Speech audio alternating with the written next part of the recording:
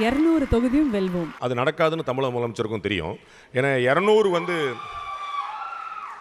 200 வெல்றதுங்கிறது சுலபம் இல்லை. இன்னைக்கு தேதிக்கு ஒரு மும்முனை போட்டி தமிழ்நாட்டில் உருவாகி நிற்குது.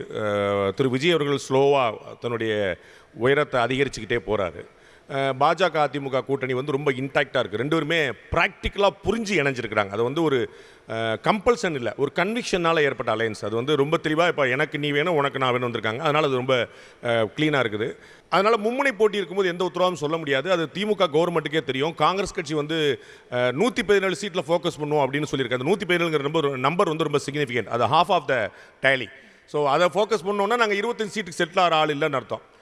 திரு கே.எஸ். அழகிரி உள்ளேருந்து நாங்கள் வந்து சீட் அதிகமாக கேட்குற மட்டும் இல்லை, ஆட்சியில் பங்கு கேட்போம் அப்படின்றார்.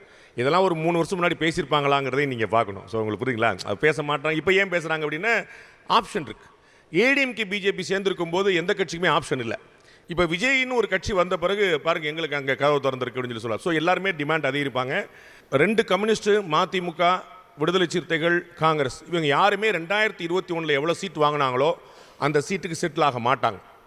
ஸோ அட்லீஸ்ட் ஒரு 25 சீட்டு கூட கொடுக்க வேண்டிய நிலைமை டிஎம்கேக்கு இருக்குது. அப்போ அவ்வளோ சீட்டு வெளியவே போகும்போது அவங்களால 200 அடிக்க முடியும்னு நான் நம்பலை. திமுகவால் இல்லை, திமுக கூட்டணியாலையும் 200 அடிக்க முடியாதுன்னு நான் நினைக்கிறேன்.